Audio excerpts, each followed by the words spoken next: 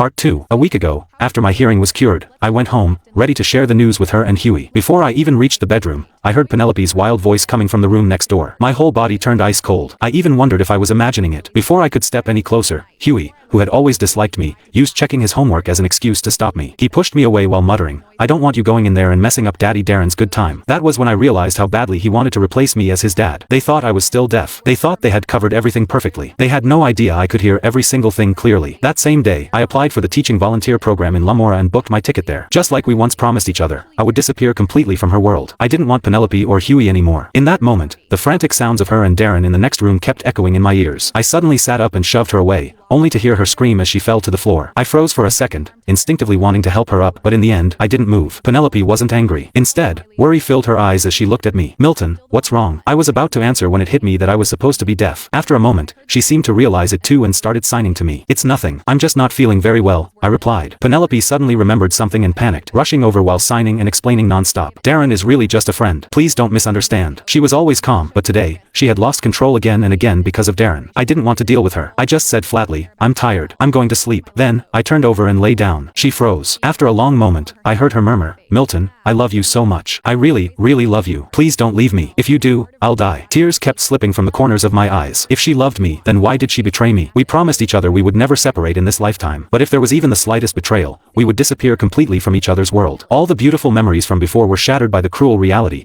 turning into nothing but an illusion. Early the next morning, perhaps because she sensed how different I was, or maybe it was guilt buried deep inside her, Penelope said she wanted to take Huey and me out to clear our heads. "We've wanted to go to an amusement park for so long. We just never had the time. Milton, do you want to come with Huey and me?" She rubbed her hands together and put on a pitiful look, trying to get a response from me. For once, Huey didn't show impatience. His eyes were full of anticipation about going to the amusement park. But Penelope didn't notice that her loosely fastened collar revealed her pale skin, covered in marks Darren had left behind. Right now, all I felt toward her was disgust. Huey moved fast. Before I could even react, he had already packed everything he wanted to bring and headed out on his own. After we arrived at the amusement park, Huey kept holding my hand, and Penelope took care of us every step of the way. If I pressed my lips together, she would immediately bring water to my mouth. If I looked at something for more than a second, she would call out that she wanted to buy it. They even went on all the rides I liked, but they had never dared to try before. Penelope was clearly exhausted, yet she held my hand tightly and refused to let go. Meanwhile, Huey leaned against me, looking genuinely happy. In the end, Penelope bought 3 charm bracelets and fastened them around our wrists. "This way, everyone will know we're a family. We'll never be apart." I didn't say anything, but Penelope took my hand and placed it on her stomach. "Milton, I'm pregnant again. Huey's going to have a little brother. From now on, there'll be one more person in this family who loves you. Yay!"